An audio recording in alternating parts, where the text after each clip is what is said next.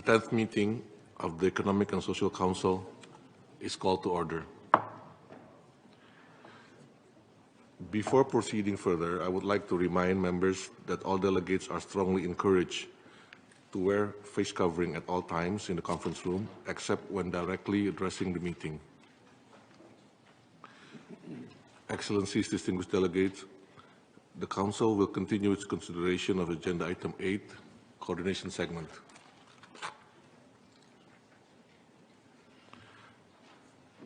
I now invite the Council to begin its discussion on the way forward, transformative policies and actions.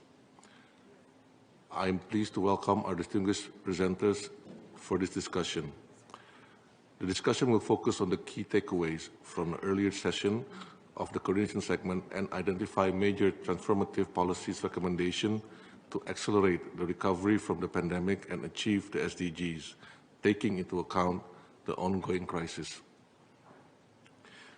Before proceeding with the discussion, we shall first hear from the rapporteurs. His Excellency Johnny Beck Hikmat,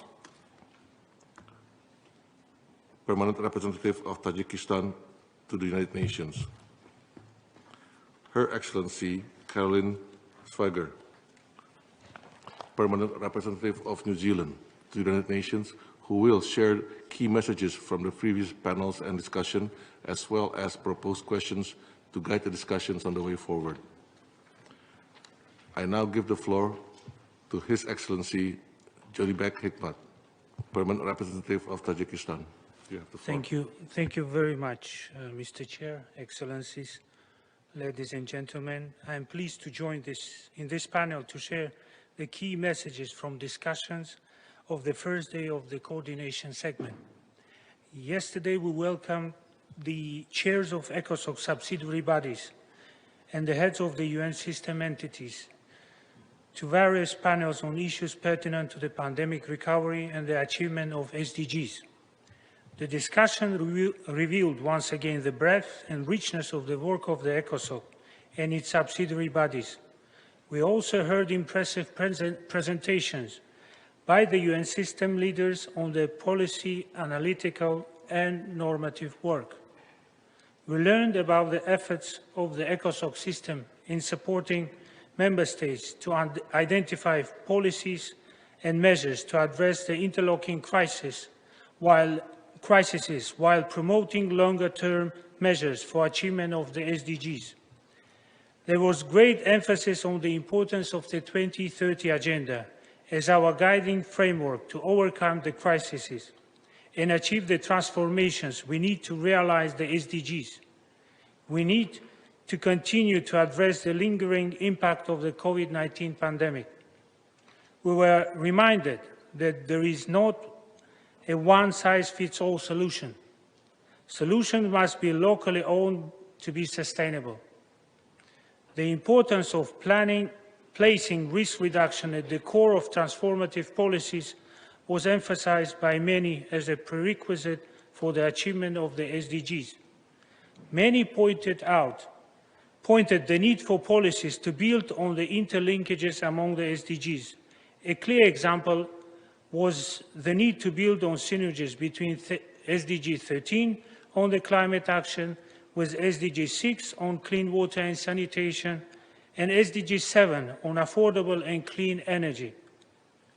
The importance of SDG 6 for achievement of gender equality and women's empowerment was underscored. So was the importance of women's empowerment for realizing all SDGs. We looked ahead at the UN Water Conference next March and reflected on its critical importance in identifying game changers to achieve SDGs. SDG 6, as one speaker said, the UN 2023 Water Conference must be a catalyst for much greater progress. It should be the Paris moment of water management. Calls were made for voluntary commitments. Proposals included the creation of an ECOSOC global platform on water and the nomination of special envoy on water. Inequalities in access to clean energy and to means for realizing energy transition remain the challenge. Universal access to clean energy should not be seen as a trade-off for climate action, but as a key to resilient future. Developing countries need to be supported in their energy transitions. Proposals were made to translate the global roadmap for accelerated SDG 7 action in support of the 2030 Agenda for Sustainable Development and the Paris Agreement on Climate Change into concrete actions and partnerships, including through energy compacts. We discussed the implications of digital transformation, with a focus on health and food security. Digital technologies have an enormous transformational potential and are essential for the achievement of SDGs. Both the opportunities and the risks were addressed in our discussions.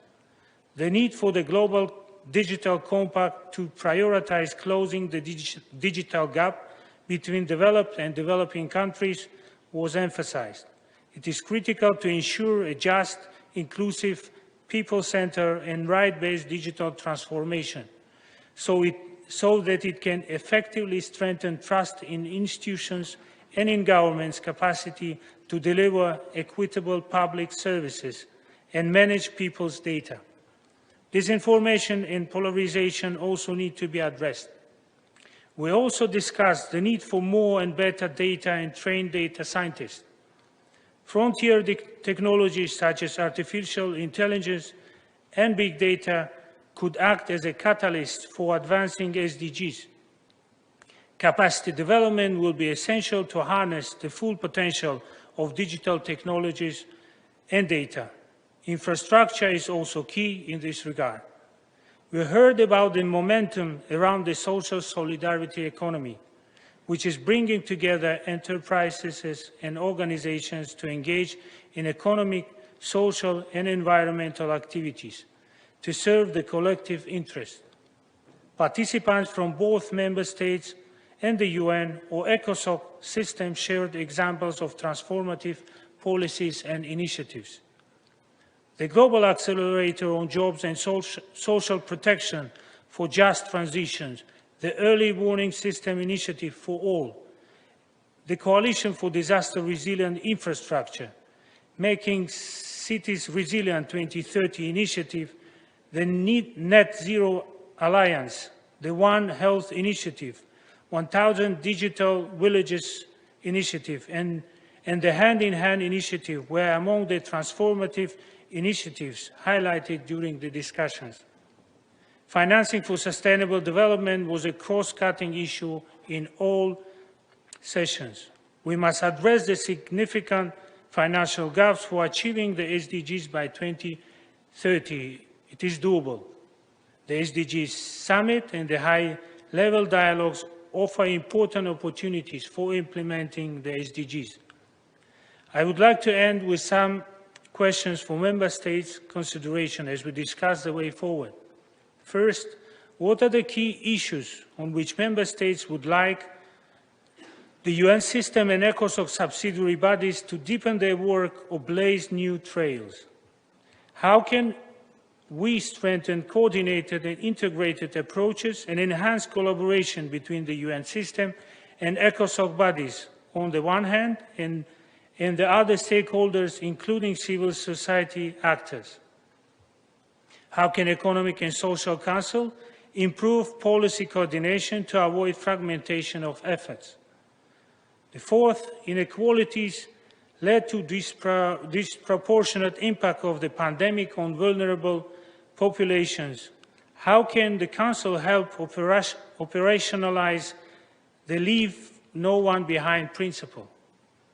Fifth, how can the Economic and Social Council and the ECOSOC system contribute to the discussion on the Global Digital Compact proposed on our common agenda?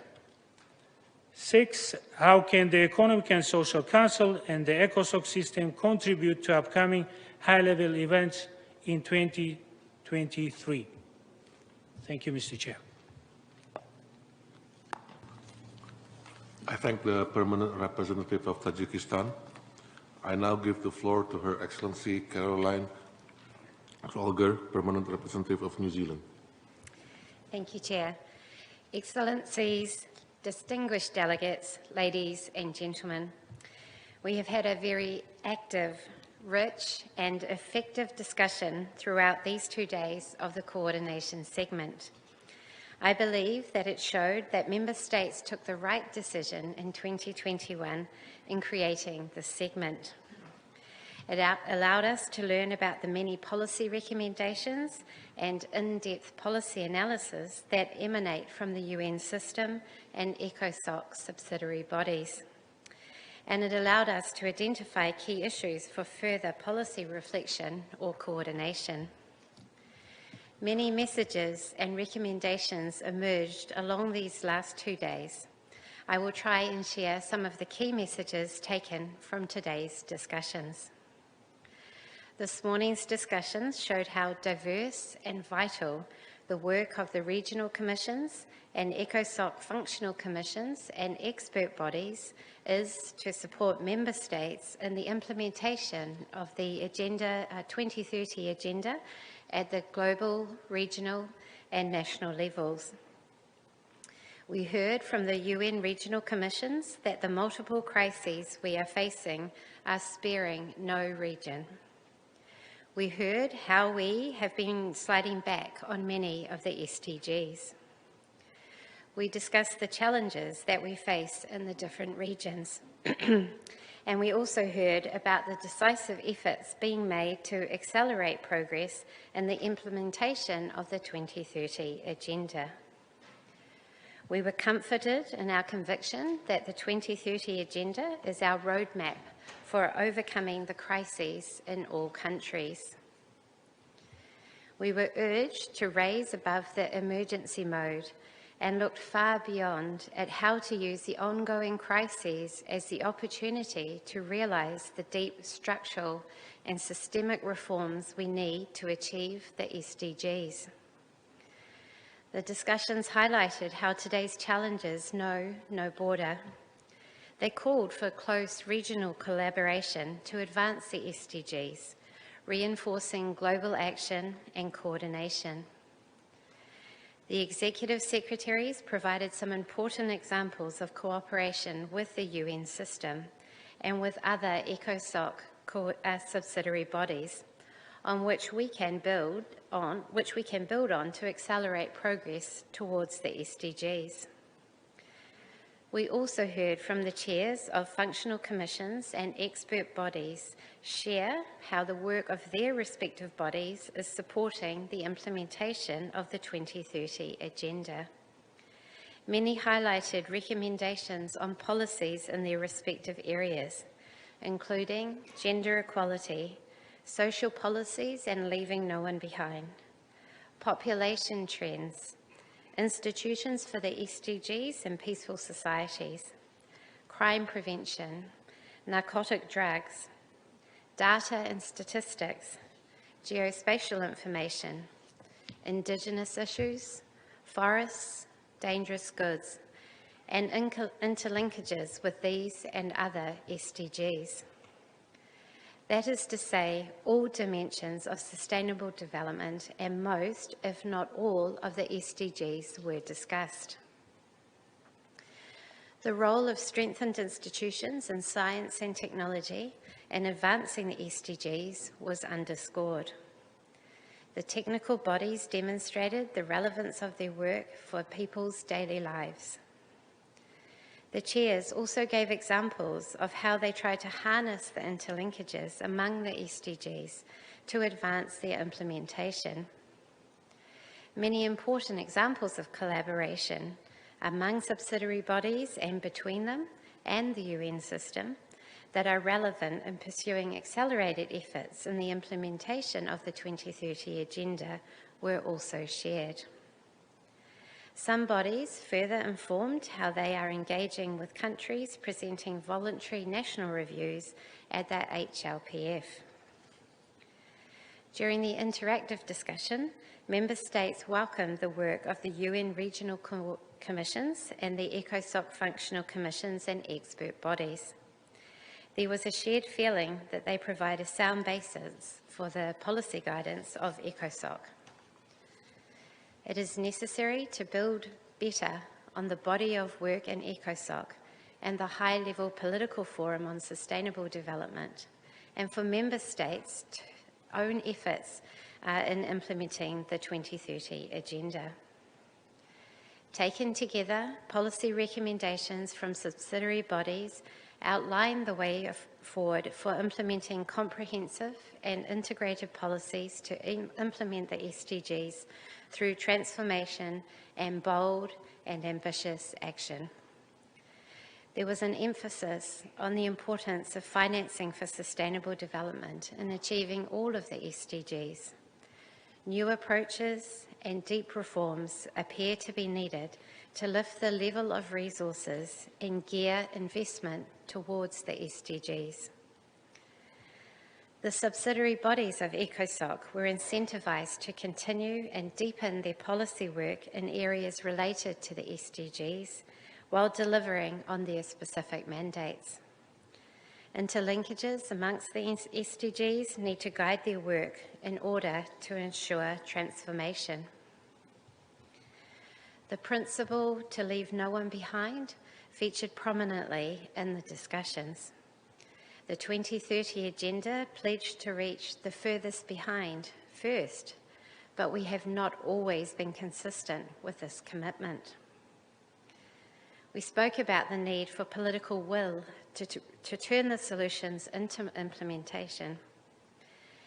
This is the time to build momentum for the adoption of an ambitious political declaration and groundbreaking new commitments at the SDG Summit in September this year. So finally, I would like to share some questions for Member States' consideration as you engage in this session.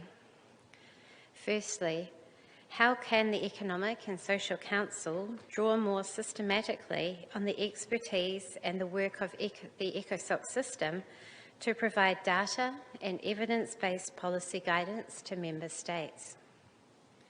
Secondly, what are the priority areas for an accelerated recovery and implementation of the SDGs where the ECOSOC system can add value? Thirdly, what are the opportunities for better collaboration between the subsidiary bodies and UN system entities? And finally, is there scope for the ECOSOC system to explore and further analyse linkages between the SDGs in coming years? Thank you, Chair. I thank the Permanent Representative of New Zealand. I would like to thank the rapporteurs for their report and intervention. We shall now hear from the presenters of this discussion. In order to make optimal use of the time limit available, I kindly request speakers to limit their remarks to no more than 4 minutes. I would like to first give the floor to Mr. Achim Steiner, Administrator of the UNDP, to address the following questions. The UNDP has been collaborating with other UN entities to assist countries respond and recover from the multiple crises and get back on track on the SDGs. Building on what we have heard over the last 2 days and the UNDP's ongoing work, what are some transformative policies and initiatives that should be prioritized as we prepare for the SDG Summit? You have the floor.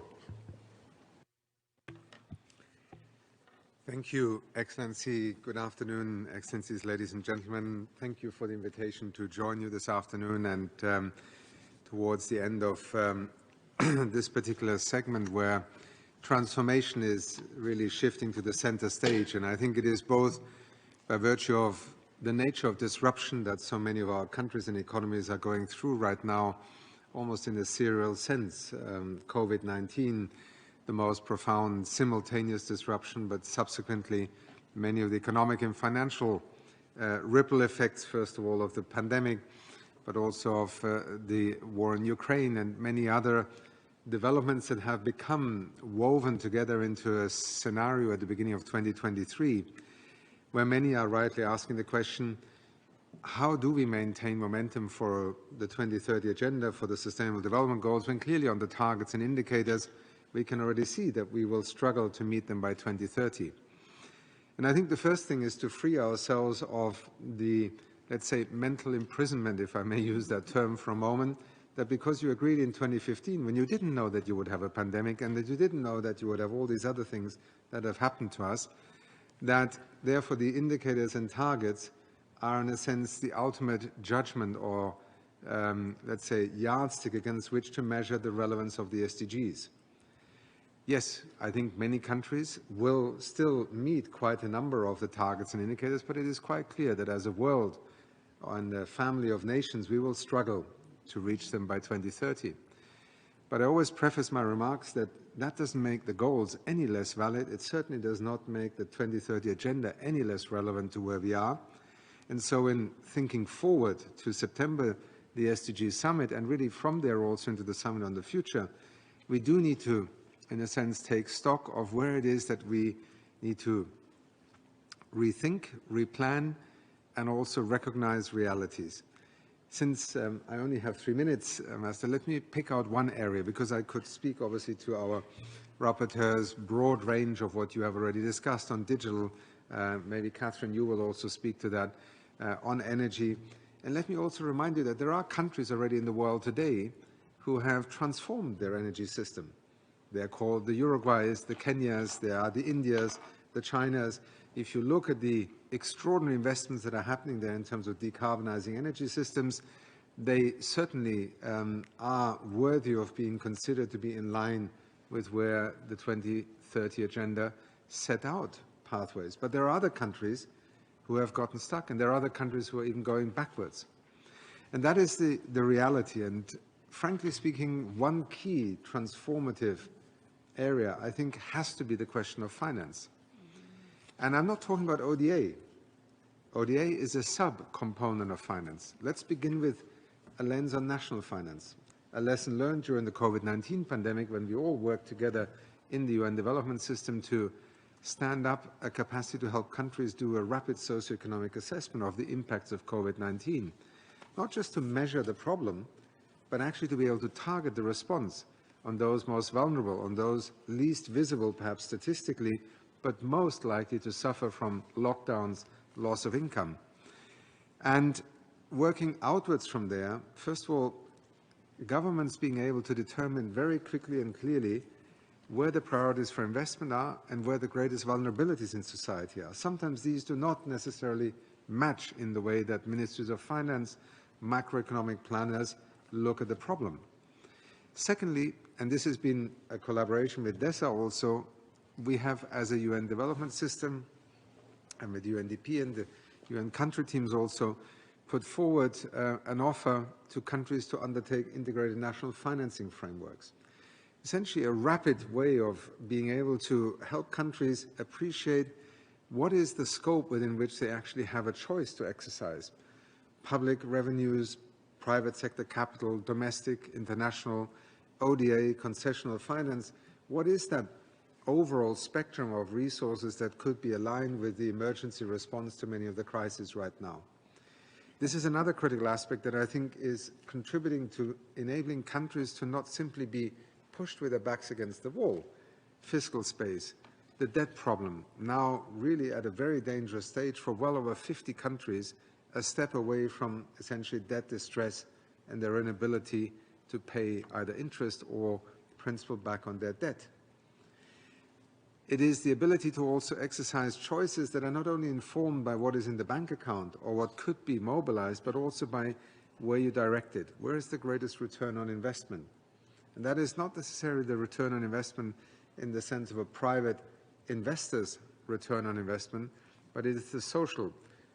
I sit next to Kathy here. When Kathy speaks, she always looks at the world through the lens of children's reality in this economic and macroeconomic moment we find ourselves in.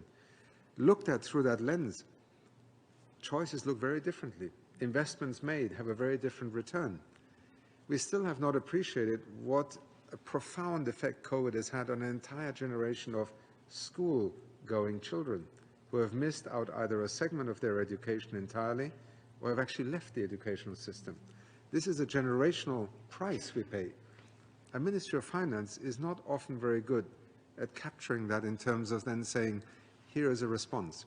I end by just saying, Excellency, dear colleagues, what the Secretary General began to articulate at the G20 summit in Indonesia and Bali in late 2022, when he referred to this notion of an SDG stimulus, not simply as an abstract notion of how do we get some more funding for the SDGs, but rather to recognize that in this very moment, injecting liquidity in the global economy, tackling the debt issue and the paralysis it is imposing on governments' ability to intervene, but also being able to leverage and direct some of the debt that can be restructured and needs restructuring towards investing in the SDGs, in the Paris Agreement, in getting children back into education.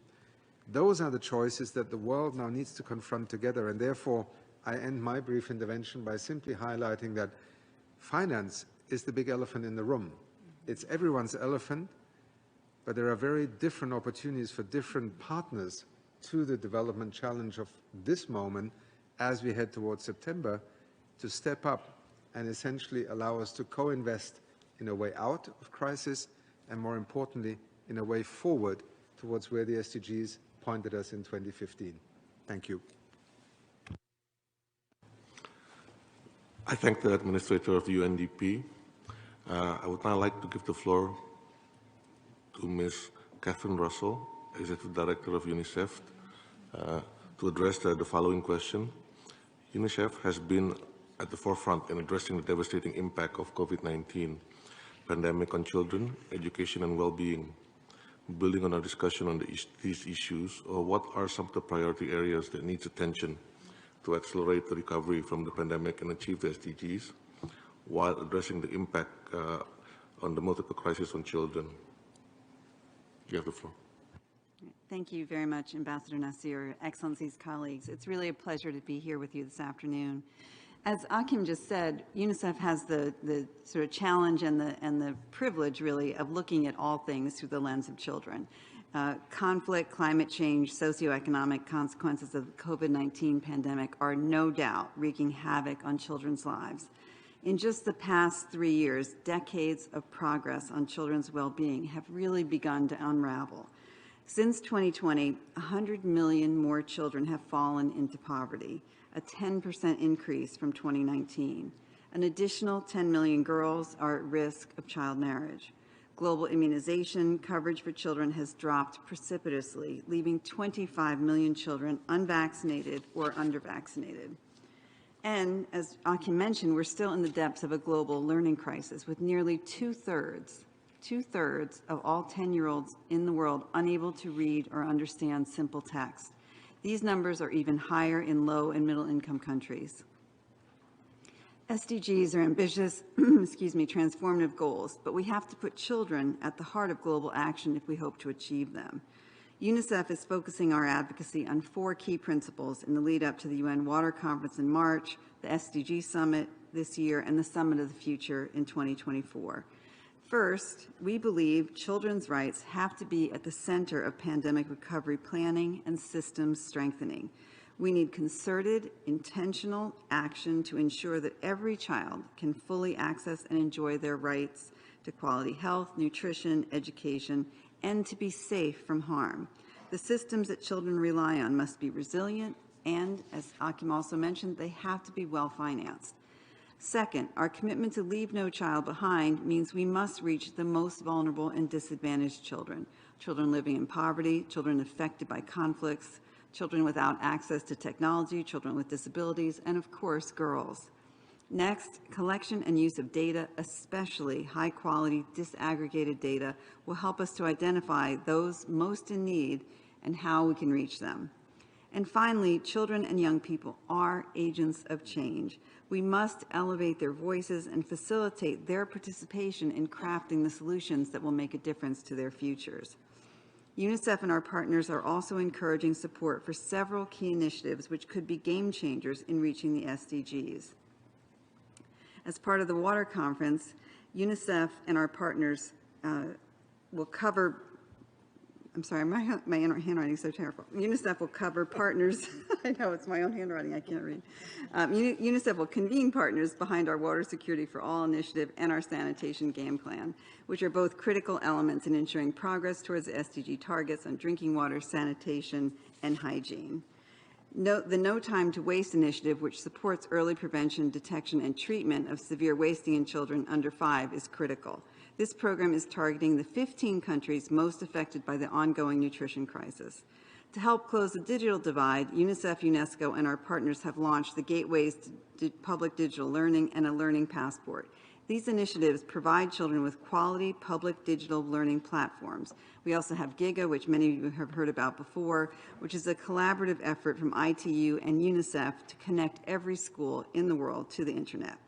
UNICEF is also helping governments to engage with international financial institutions so they can access development financing to support vulnerable children. One example of this is the use of World Bank bonds for response, recovery, and development activities in emerging market countries. Excellencies, through political will, bold action, and innovative thinking, I think we can get back on track towards achieving the SDGs. But it will take all of us working together to create a world fit for children and ultimately a world fit for all of us. Thank you very much. I thank the Executive Director of UNICEF. I would now like to give the floor to Ms.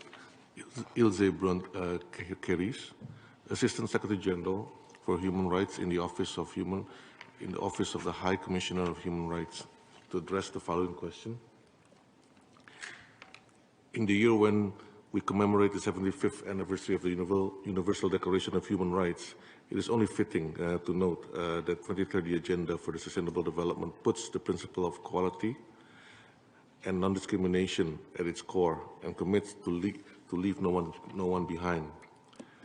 The Office of the High Commissioner of Human Rights has been strengthening the work on interlinkages between 2030 Agenda, SDG, and human rights, including between economics and human rights.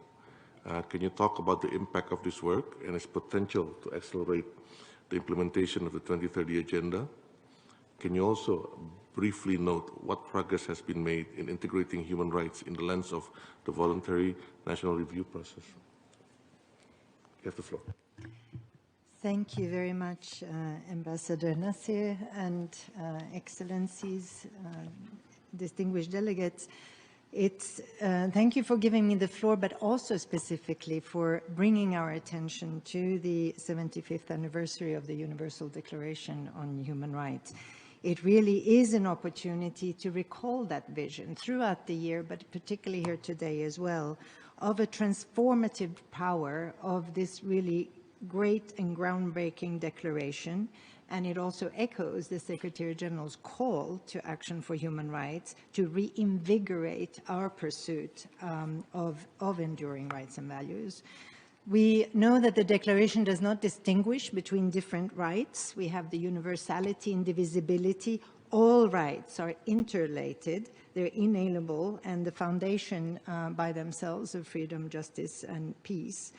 And that vision continues to inspire action to change our world for the better, including the 2030 Agenda, which speaks of a world free of poverty, free of hunger, disease, and want.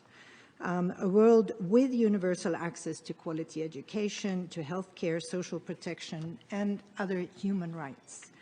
This world is not beyond our reach, but in order to make progress, we must change our priorities and we must change how we work and indeed work together, as Catherine just mentioned. One of the ways in which OHCHR works to bridge the 2030 Agenda and human rights is through the concept of a human rights enhancing economy.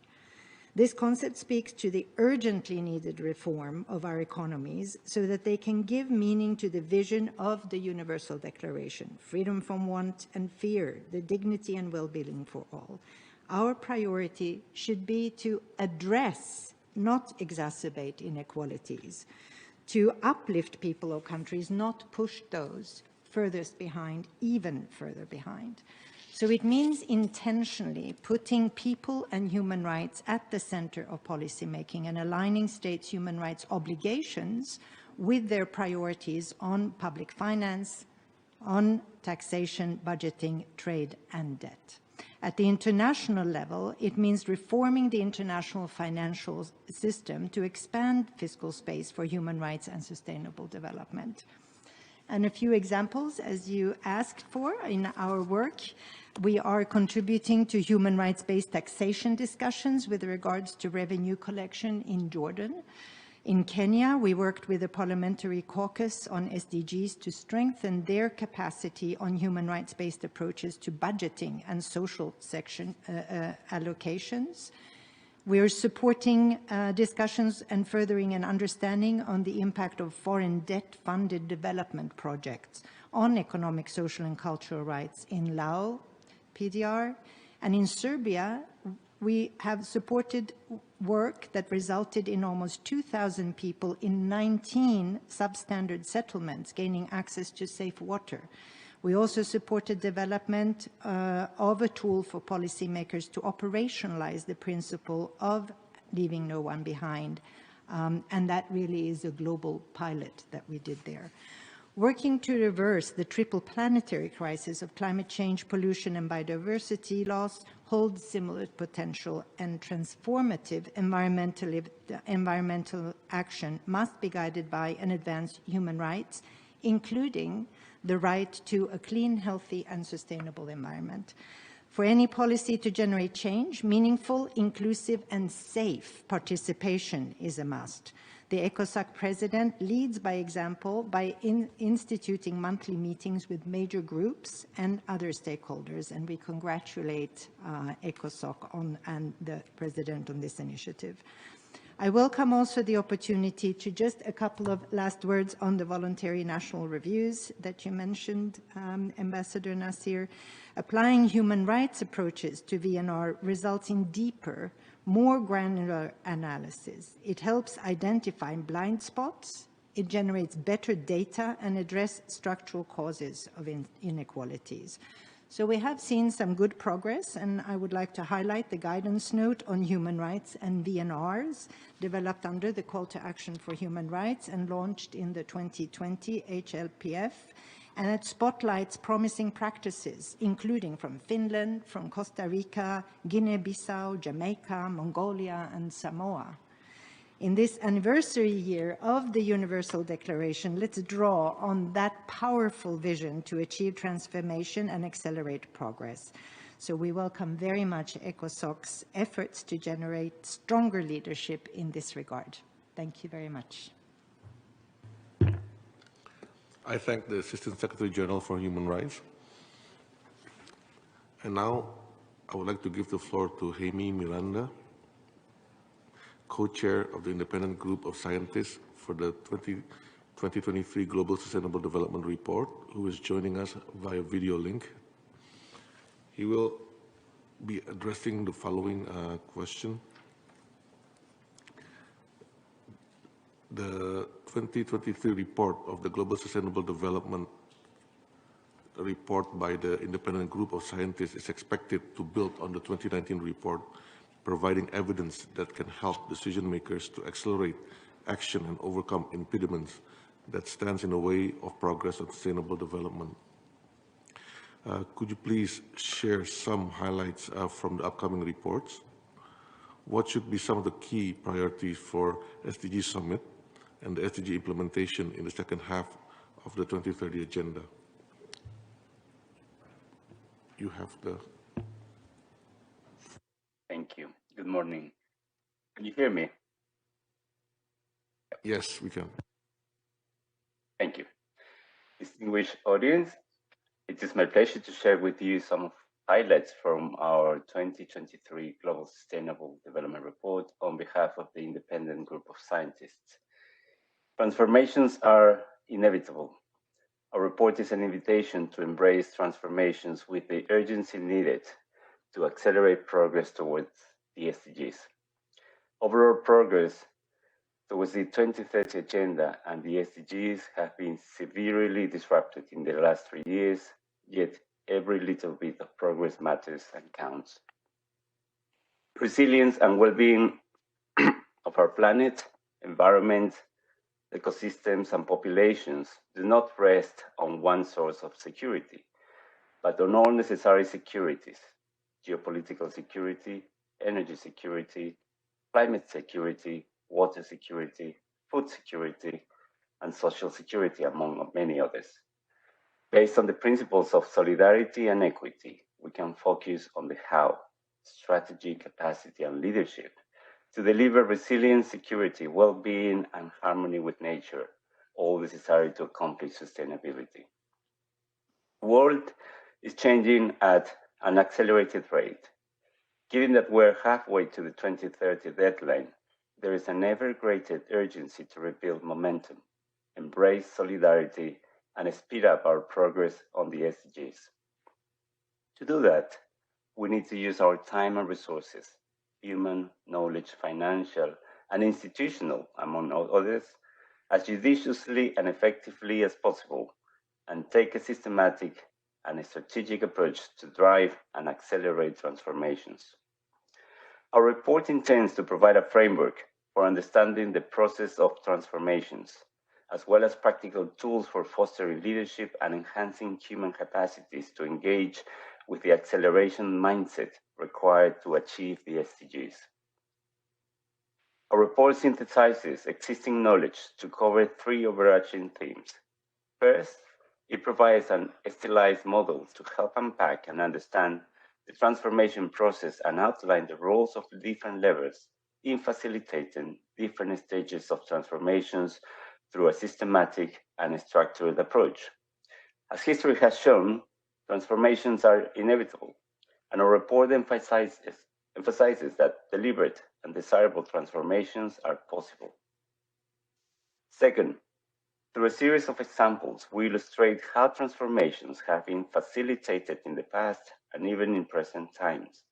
This knowledge, we hope, will incentivize and support strategic decision-making by different societal actors, both in terms of better conceptualizing the desired transformation in their context and the use of levers to enact transformations.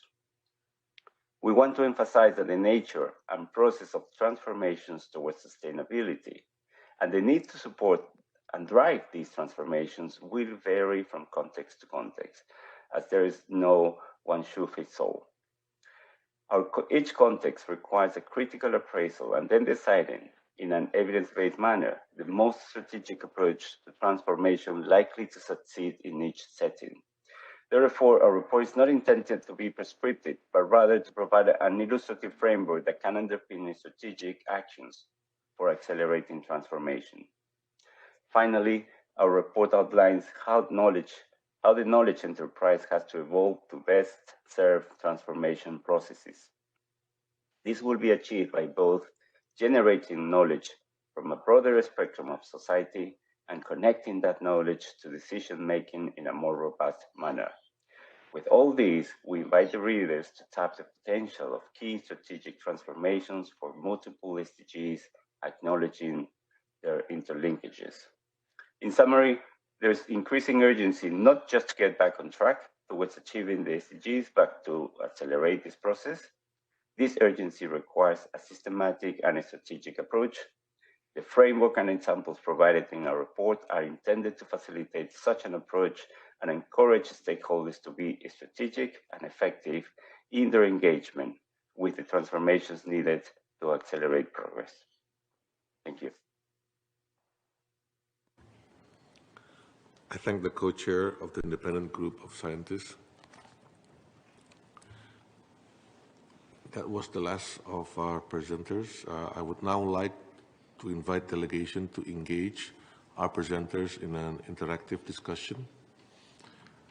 Requests for the floor should be made by pressing the microphone button. Interventions are limited to 3 minutes for statements on behalf of group of states and 2 minutes for individual statements. The floor is open.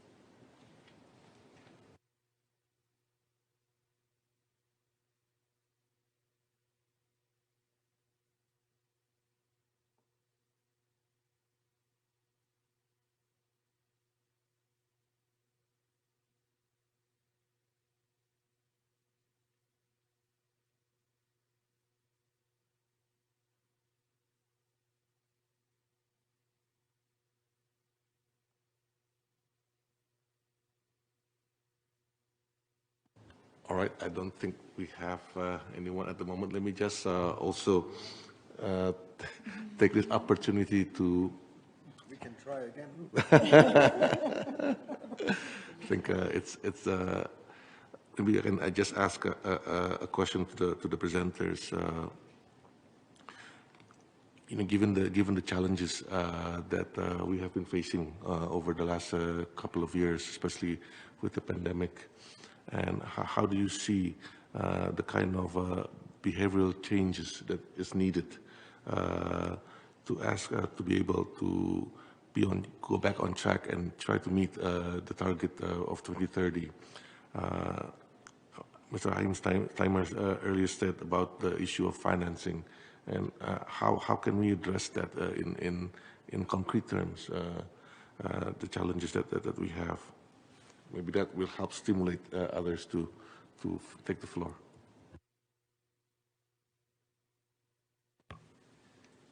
Well, I think if we go back to that moment in the pandemic, I don't know how many of you might recall that moment in New York City when essentially the first mass grave was dug in the city. I think it was April, May, after the pandemic began. And, there was an inflection moment, I think, for, at different times subsequently to citizens across the world, which was, how much do I depend on others to survive this pandemic?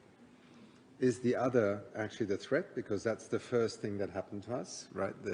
The other is the person that will bring COVID-19 into my life. And then as we began to evolve our response, increasingly it was the other that was integral to us surviving the pandemic. And I think this is something that we have not dwelled on enough, because it repeats itself in other contexts.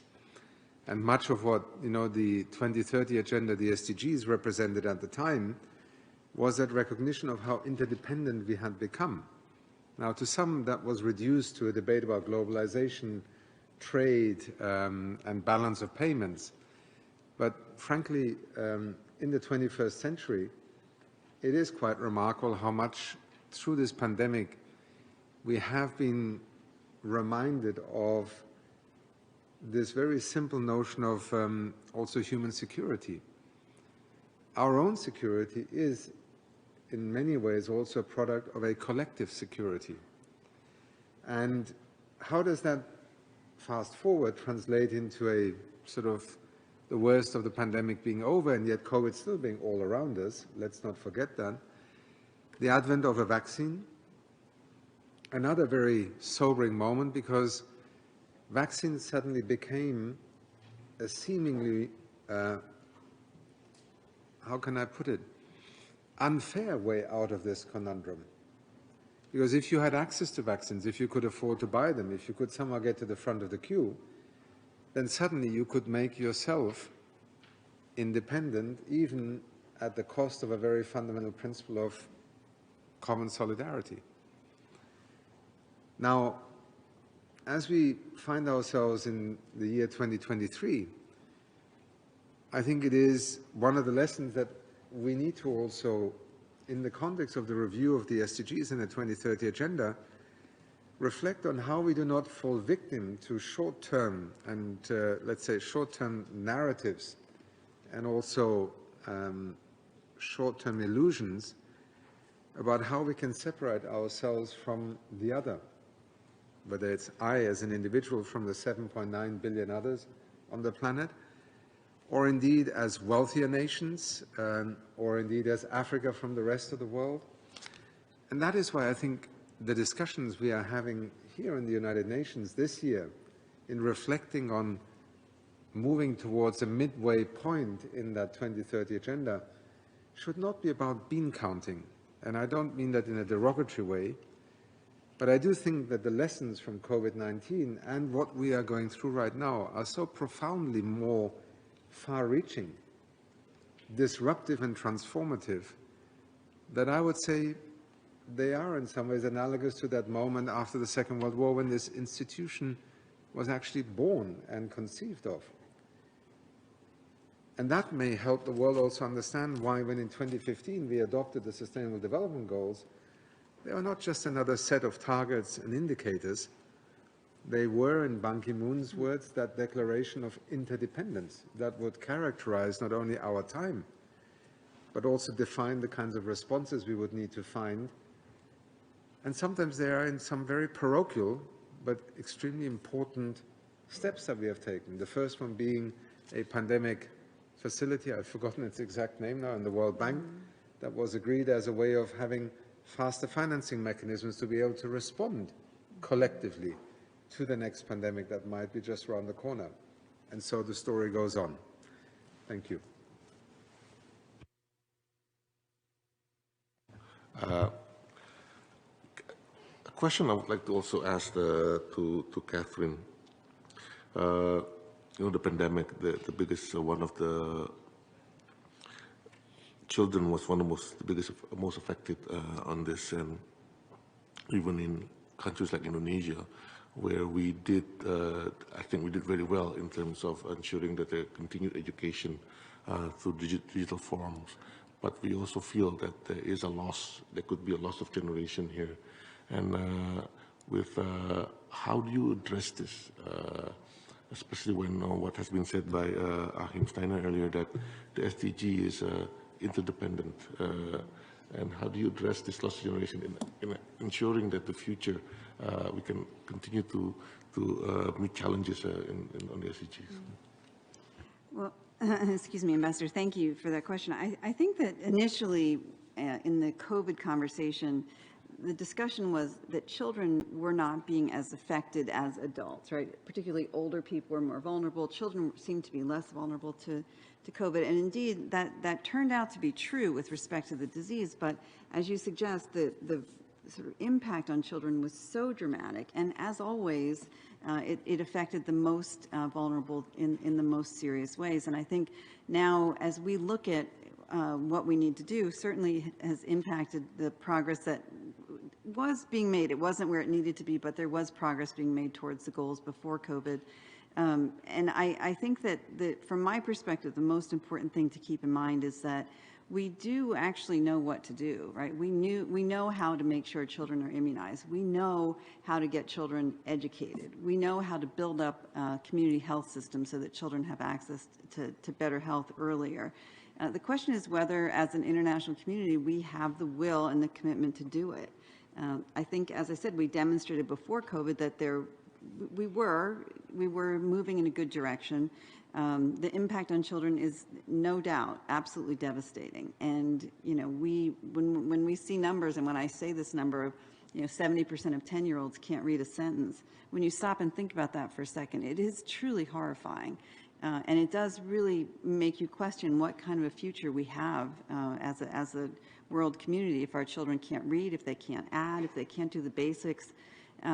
So I think, I come back to this idea that we do know what to do. We just have to make a decision as a world body that we will commit to this. We will come up with the funding.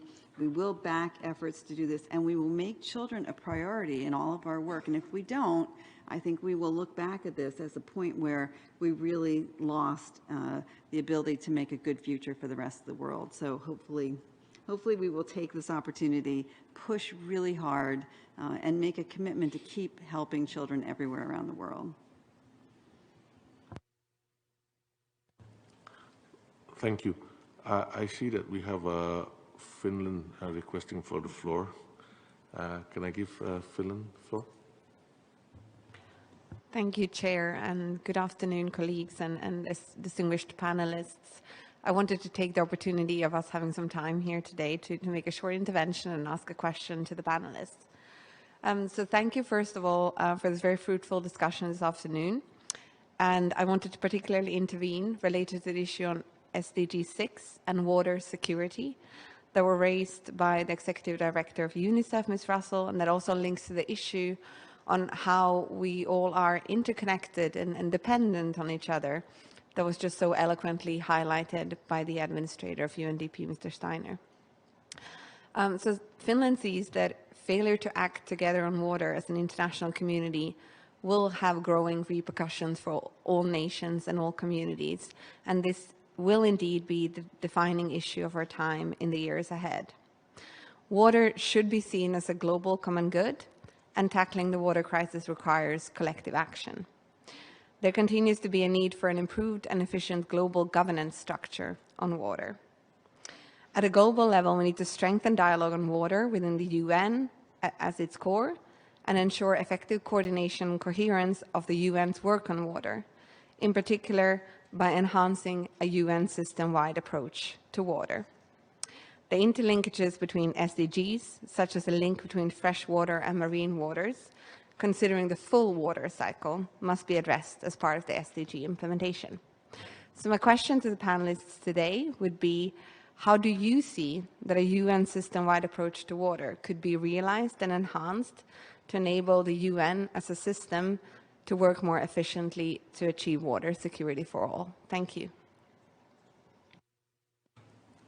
I thank the distinguished delegate from Finland. Would the panelists like to address that now, please? Yeah. I'm sure Kathy and my colleague Ilse will also want to say something about this, because one of the interesting things that happened last year here in the General Assembly was linking fundamental human rights to the environment, which by extension also refers to access to clean water, to clean air, the basic fundamentals, the life support systems on our planet. But your question was asking more specifically, how do we take SDG 16, link it to life on land, life on water, underwater rather, and in a sense create the synergies across the SDGs and do so also across the UN system. I wish my colleagues from UN Water were here. They would be able to give you some of the, let's say, platforms and more transactional tracks that we have put in place to have our system work together. But just to give you an illustration that I think speaks to how naturally that issue of addressing SDG 6 is related to food and agriculture, to management of ecosystems and watersheds, to the way that water is either polluted or then cleaned, can be recycled water. There are cities in the world today where on average water is reused 7 times by sheer necessity. There are other places in which fresh water courses enter a major city, and by the time they leave that city have become a poisonous river that can literally kill everything downstream. So I draw here a little bit also on certainly my experience as having worked for 10 years as head of the United Nations Environment Programme, which was precisely to link water not in terms of its uses by sectors, but rather to understand water as in its hydrological cycle, because this is what science tells us, this is what economics tells us, is the only way out of an increasingly water-stressed world. And so I think at the heart of trying to understand how do we make the system work better together on SDG 16, or indeed on all the elements that affect future access to water, it is less in having sort of interagency working groups come up with work plans, but to really, and perhaps the water conference in March can be one way of articulating something that has been knocking on our doors for years now, namely that appreciation of the hydrological cycle, which, by the way, extends into what happens in the air. And anybody who has ever been over the Amazon or tropical rainforest will realize how in the course of a day, those forests are in fact water pumps. And that is how the hydrological cycle is also kept alive.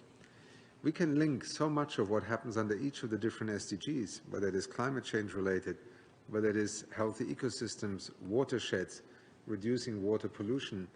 Those are the building blocks of a different way of addressing SDG 6. And I think part of what is also going to change us in the years to come is that even in the wealthiest of countries that never thought they would have water scarcity, this is becoming a very real prospect, including in Central Europe, in parts of the United States, certainly in Australia, where already years ago in the Murray-Darling Basin, essentially the trading of water became a way in which cities bought water rights from the riparian owners who ran farms and it became more profitable to sell that water right as a farmer than to use that water to grow crops. I mention this example only as this is not always a win-win situation, but this is the stress under which we will have to manage a natural resource that is increasingly a function of the way we as humans use it, abuse it, or actually maintain its sustainable use. Thank you. Thank you. Catherine? I would just say a couple of very brief points. One is, I think that from our perspective, it's very important for us to mainstream water into all of the work we do. And I think, as Achim said, we also have to recognize the linkages between, certainly within our work, but also with the work that others in the UN are doing. Obviously, access to water is critical for children. We need to make sure that policies are gender responsive, that they recognize and protect the dignity and the safety of women and children when it comes to water and sanitation and menstrual health. Those are absolutely critical from our perspective. Also making sure that women and girls are protected from violence when they're trying to collect water. I mean, there's so many aspects of our work that are sort of tied to this issue of water, and I think we are very much looking forward to this water conference as an opportunity to illustrate, as Achim said, all the linkages with others, but also the linkages even inside our own work, and how we can make sure that we're taking all of these things into account as we do our programming. Thank you, Catherine. Do you want to add something? Well, thank you very much. I think that Achim already, thankfully, made, and I'm very grateful, made the points both on the human rights links, but also on the synergies across the SDGs. And in this regard, I think also that here we tend to focus in on when it comes to human rights, and we look at SDG 16, or we look at some of the others, maybe the inequalities one. But here we clearly have an example too that the human rights perspective is relevant to all of the SDGs. They really go through. And I would also like to say, we have, of course, the right to water. That perspective of having the right and fulfilling the right is essential. But it relates, of course, to all talking about the rights interrelating. This relates so clearly to the right to life.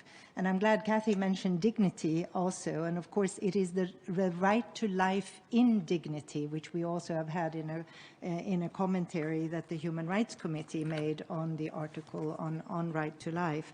So I think here it's also looking at how do we actually find the solutions? How do we mobilize? How do we have the incentives for all of us to work together? The parts of the UN, but of course also member states coming together. Achim mentioned earlier also that what we thought would be this realization of our interrelatedness should have led to a solidarity in the reaction, and unfortunately that was of course not the case.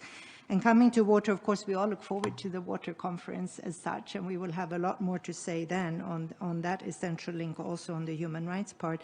But just to stress here that first of all, we have the right to participation that has to be taken on board for all of this. We will not find the solutions unless we go for broad participation and broad ideas. I'm very happy we had the input also from a science perspective earlier. I think it relates very much also to the solutions we need to find for water, but of course also civil society and all the creative minds, so that we really engage in this way for the solution.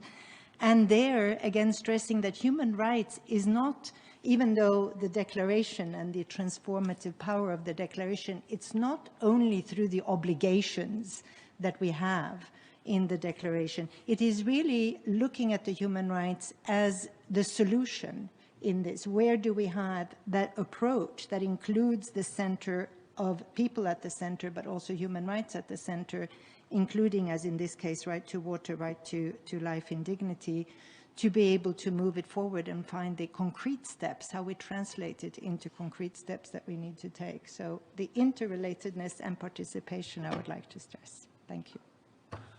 Thank you, Ilse. I don't know if Jaime would like to add to this, the discussion on water, what is said in the report. Thank you. Thank you, Your Excellency. My reflections after listening to all the speakers and the right question about the importance of water is that it is precisely what is needed going forward. We need to embrace these interlinkages and find opportunities for synergies and minimize damage. And that will require careful strategic thinking throughout multiple levels and layers. And that will then bring us the next challenge and the capacity that we have to make those connections as obvious as possible, as simple as possible, and as realistic as possible in each of our own contexts. And I suppose, I think we are here in this mindset going forward that the transition from the previous MDGs towards the SDGs are more complex, are more challenging, yet the element of capacity, which is the other aspect, the new aspect of our report, is how do we sustain and promote that capacity for people to think and to address these synergies and these complex, and how these complex systems operate across multiple situations and countries. So just to reemphasize then the point of, yes, the way forward is to be conscious and upfront about the synergies. The goals are an indication of where to go, but we won't be strategic, we won't be effective working one by one. So the element of synergies is essential to the SDGs, interlinkages are essential, and therefore, what is the capacity to embrace those complexities and to work across multiple fields? Thank you. Thank you, Amy. I see we have a request for the floor. I see the delegation, the distinguished representative of Egypt, has request for the floor. You have the floor. Thank you very much, Your Excellency, for giving me the floor. And I would like to thank you at the outset and the esteemed panelists for the very informative presentation in our discussion, and also the previous panels that has tackled several important issues. So throughout the 2 days, I believe that there were discussions of the multidimensional challenges and crises that are facing the world, and specifically the developing countries, and as well as the reaffirmation of the interlinkages of the SDGs. But until this very moment, I believe, especially with the developing countries, the main challenge is the provision of the means of implementation and the financing as we go forward. Over the last few years, we have seen several conferences that have taken very relevant steps on trying to go forward. I mean, in the last year, in last November, Egypt hosted COP27 with outcomes that included calls for the to discuss for the first time the international financial institutions and their role in financing when it comes to climate finance, and of course the achievement of the consensus to achieve that Sharm el-Sheikh to establish the Loss and Damage Fund. Now we are going into the SDG summit in September, and while we review and we're trying to address the gaps, I believe the major challenge at this juncture to address the challenges to achieve the SDGs is still the financing perspective and the provision of means of implementation. How can we address this in an innovative way where we can try to bridge the gap as we move forward in this regard? Thank you very much. I thank the representative of Egypt and would like now to give the floor to the representative of India. Thank you very much, Ambassador, and thank you to our esteemed panelists. This segment has been very useful in stock taking and putting heads together for the road ahead, and clearly there's much to be done. And I dare say that with many processes this year, this is a good opportunity to collectively deliver on outcomes. Just to share a few takeaways and also end with a question. One of the takeaways definitely that we had was the need to examine specific problems that impact the SDGs at a more granular level, as mentioned by the UNDP administrator. The debt and financing problem is clearly impacting the road to achieving the SDGs, and this is one such issue that crops up across discussion tables. To really work on solutions, we will perhaps really need to understand and acknowledge the problem better. The second point is that we really need partnerships that bridge divides. The COVID-19 experience should not repeat for many countries where discriminatory practices characterized the global response. And so we need greater diversification and localization of capabilities across the board so that the developed gap is bridged. Third, I think development and digital technology are inseparable, at least in India's experience. We've been working very closely with UNDP on the usage of data for development, and as noted also by the tech envoy, digital technology is an amplifier, not a replacement to the analog side, and we will need to work on both side by side. And this is also an apt reminder that digital tools must work for the greater public good. Finally, the role of women as leaders in the community is a key factor in achieving the SDGs, and this has been our experience, particularly on the Clean India campaign and on our water and sanitation goals. I'd like to pose one question to our UNDP administrator to take advantage of his presence, and also this follows from my colleague from Egypt's question on the debt and financing question. If you could elaborate, you spoke a little bit about the SDG stimulus, but on the conversations that will come up in the next couple of months, what are some things, what are some strands that we could look at? What are the options on the table, and what really could push this through? Because in every discussion, it seems to end there. And perhaps your insights could inform some of the discussions that we will have in the months ahead. Thank you. I thank the distinguished representative of India, and I would like to give the floor to the distinguished representative of Indonesia, to be followed by the distinguished representative of Russian Federation. Thank you very much, Mr. Ambassador. First of all, I would like to thank all distinguished speakers for sharing their valuable views. In the past 2 days, we have listened to the ECOSOC and UN system entities on their commitments to support the member state in their implementation of the 2030 agenda. So looking ahead, from yesterday's session, we learned that science, data, and technology is crucial for the risk-informed policies. They help us to target root causes, effectively overcome the challenges, as well as building resilience against future crises. So, Mr. Steiner, if I may ask you, as one of the pilot countries for the SDG Push Diagnostic, new initiative, transformative policy from the UNDP, we learned that this specific approach in mapping out which goal is on and off track, it is one of the many concrete initiative and transformative policy by the UNDP. And how do you see that progress about the initiative? And on other matters, we see from the rapporteurs, distinguished rapporteurs from Tajikistan on his question for the member state on how can the ECOSOC improve policy coordination to avoid fragmentation of efforts. I believe this segment is the initial step. So we are looking forward for the new approach put by this year's coordination segment in providing the concrete transformative policy. And then what we need to do now is just to connect transformative policy to be coherent and ensure that we have discussed here is applicable on the ground. I believe the list of transformative policies and concrete initiatives from the ECOSOC and the UN system will serve much needed push for us in getting the SDGs back on track. Having said that, Mr. Chair, Indonesia looks forward for a more synergized, better coordinated, and concrete action-oriented works of the ECOSOC and the UN to accelerate the implementation of the 2030 agenda. Thank you, Chair. I thank the distinguished representative of Indonesia, and I'll give the floor to the distinguished representative of the Russian Federation.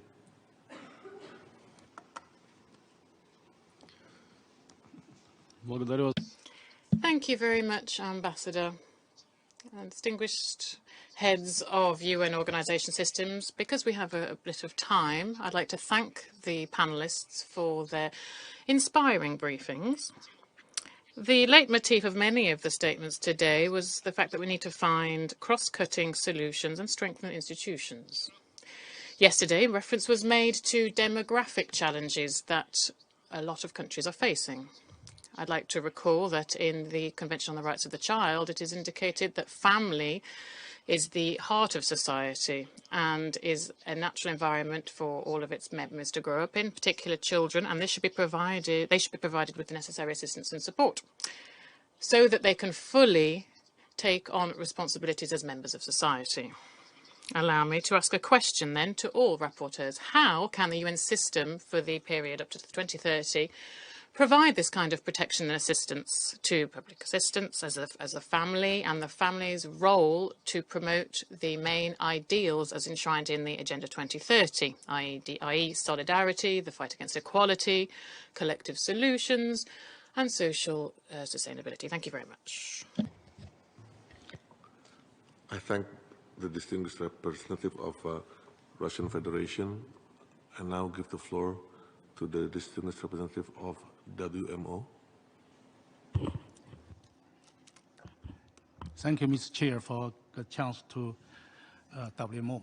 And I'm also very happy that we bring the water issue at the end. We have the discussion yesterday at the morning. So it shows that the water issues are really critical to all the other SDGs. But I fully agree with the administrator of UNDP that it's better to have an integrated approach to see the linkage between the SDGs. It's really, it's critical. Again, I would like to also highlight the importance that within the UN umbrella, the greater value of United Nations and also ICSOC, that is strengthen the collaboration and even cooperation among the nations. That's the key value. And yesterday I said that, for example, for water, from 1980s, the water information continued decline. It's not mean that's the reduction, decrease of the measurement, but the decrease of the data share among the nations and within the international community. As I said, that if you cannot measure, you cannot manage. So that's the real situation. So I really strongly believe that we need to strengthen the collaborative spirit. And if we can make that a big promotion at a UN Water Conference in March, that will be a big achievement. And I also fully agree that to strengthen the synergy among the agencies, which will also add value for its a potential solution in the future. Second, I also would like a similar join India and Finland asking the question that for some countries, it's not willing to share data. They have no basic capacity to make the measurement. And similar like early warning for all, that 1/3 country have no basic system. So how United Nations system and the leadership of ICSOC and others to really find a solution for the financing, for the resources for these least developing countries, make sure that as a big family of United Nations, we can help the least, most vulnerable countries have the basic capacity to, water and other basic, SDG requirements. So this is really a big opportunity. I really appreciate joining this and very educational and very beneficial. Thank you, Mr. Chair. I thank the distinguished representative of WMO and now give the floor to the distinguished representative of UN Women. Thank you. The world is not on track to achieve gender equality by 2030. I don't think I'm saying anything new to you. Global analysis by UN Women of progress on gender equality and women's rights shows that women and girls bear the brunt of the socio-economic fallout from the COVID pandemic and its aftermath, but also from violent conflict and climate-related disasters. More women live in extreme poverty than men. Women face disproportionately high job and livelihood losses, education disruptions, and increased burdens of unpaid care work. The shadow pandemic of violence against women increased in many parts of the world. Moving forward, progress on gender equality will remain out of reach unless long-term structural barriers to gender equality, including discriminatory norms, laws, and practices, are addressed and dismantled. A recent report by UNDP and UN Women on government responses to COVID illustrates that the key enablers of an effective response are linked to women in leadership positions in parliaments and ministries, as well as to the presence of strong women's rights organizations in countries. The report provides very concrete recommendations, which can hopefully guide this discussion, which are focused on the need to invest in future preparedness now, strengthen social protection and public services, harness technology, deliver more effective services, and strengthen democratic processes so that nobody is left behind and that those in vulnerable situations, particularly women, can influence and shape budgets, policies, and laws. Responses to the pandemic and other crises must include healthcare issues and prioritize sexual and reproductive health.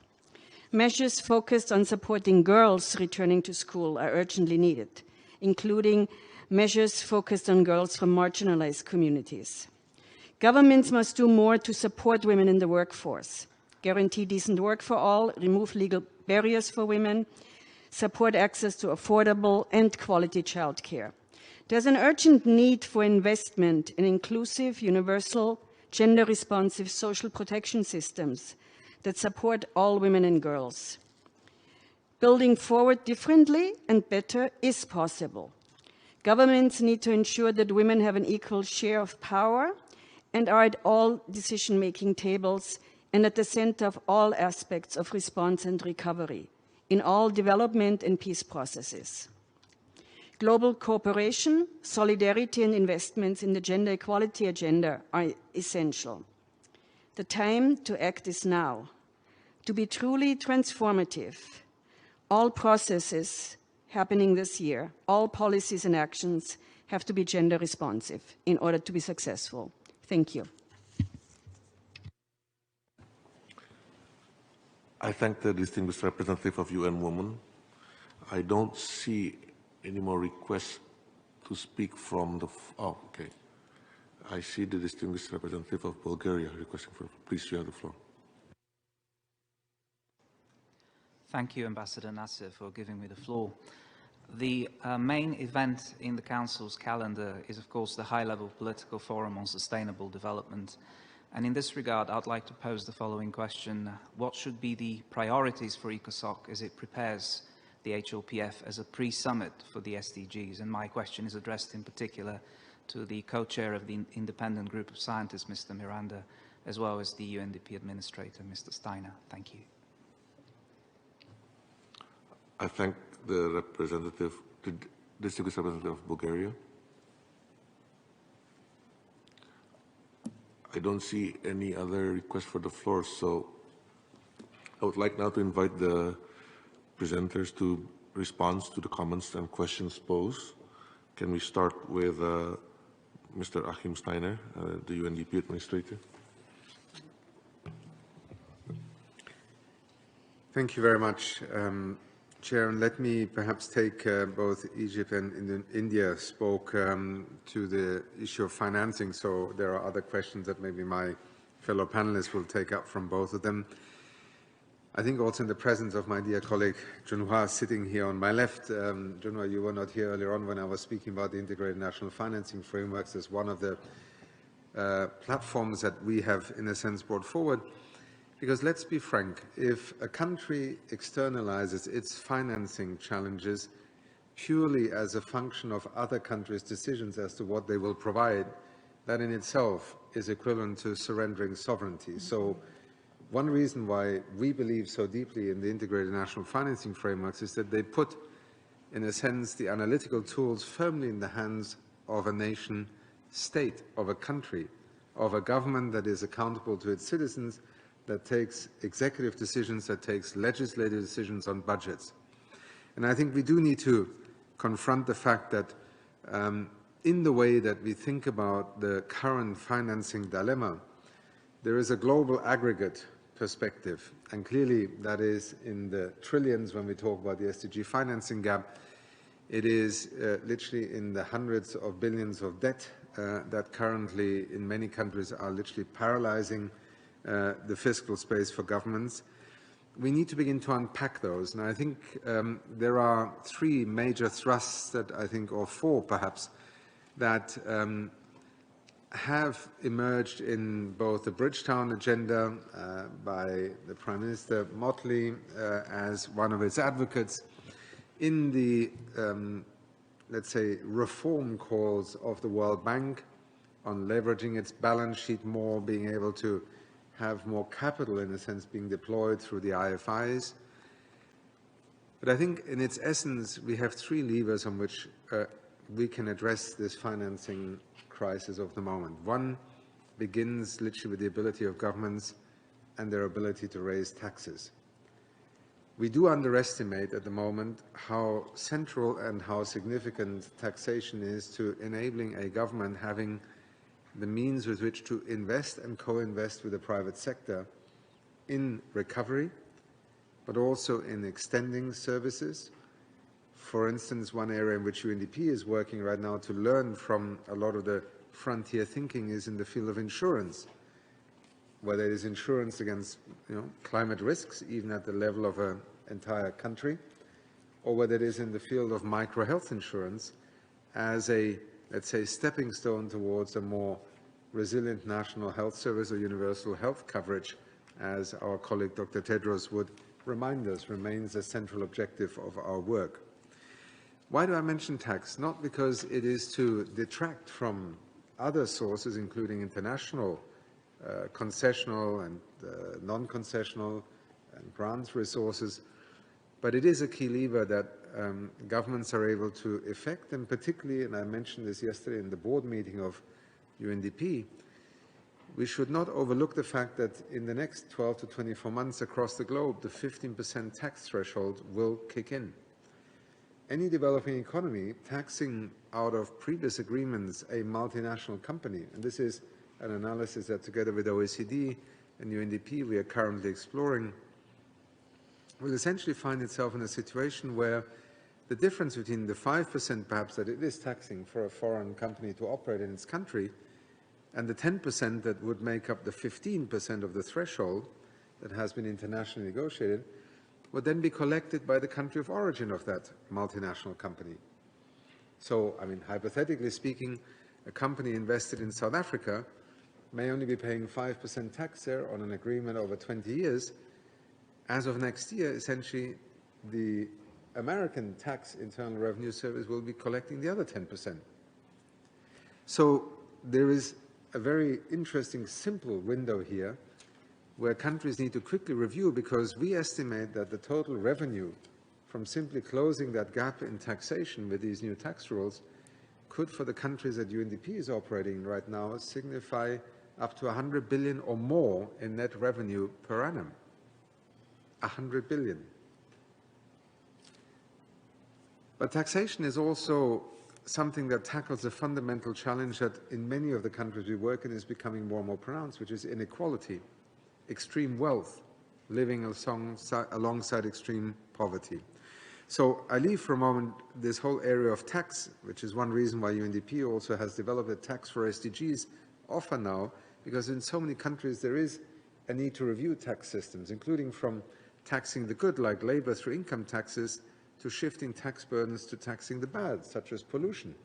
These are fundamental tax reform issues that also I know you in DESA are looking at every day. A second track is obviously to leverage private capital. There is no country virtually on this planet where the capacity of the private sector and of capital markets and of investors exceeds that of the fiscal capacity of a state institution. And we need to look more carefully at how governments are able to leverage essentially private capital in both service of delivering public goods, while at the same time creating the incentives for companies, for investors to invest, whether it is through raising bonds on capital markets, whether it is through attractive co-investments in developing energy infrastructure, just like we have seen with port infrastructures and so on. And I think here, again, a lot of work is needed because it has a lot to do with governance, with de-risking, with regulatory reform, and also, and this is the third, I think, critical lever, how international financing, whether ODA in particular, can be used to buy down the perceived or real risks that often private investors see when they're not simply going to invest in those countries that they're very familiar with, but also in LDCs, on the enormous need on the African continent to be able to invest. Let me here just cite an extraordinary fact that I only learned recently from your Minister of Energy. India now is, as many of you will know, investing in an expansion of its renewable energy infrastructure on a scale that is larger than any other countries. By 2030, India will have installed 480,000 megawatts of renewable energy infrastructure. That in itself is remarkable, to say the least. But what is even more remarkable is that India anticipates that 99% of this will be financed through the private sector, with good governance, clear regulatory frameworks, the collection of payments for electricity, which essentially makes for those who have capital in the Indian economy this investment a no-brainer. And I think we need to learn these lessons, because these are the lessons that can be part of it. But then, let me be very clear.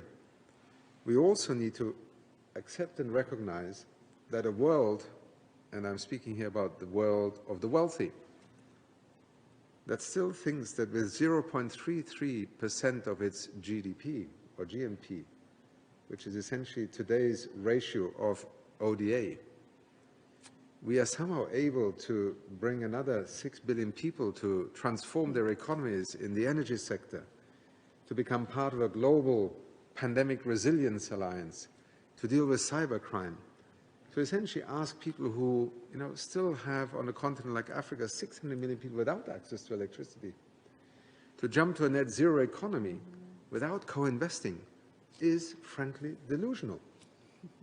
This is the kind of discussion that also belongs into the financing discussions that we have to conduct with one another.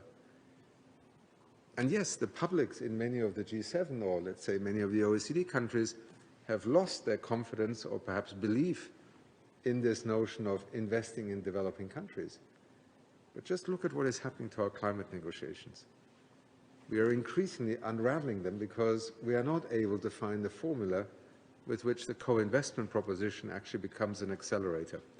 The financing issue, in terms of an international partnership, has now become actually a brake on progress. That's how serious it is. And finally, the debt restructuring issue, which belongs into that latter category also.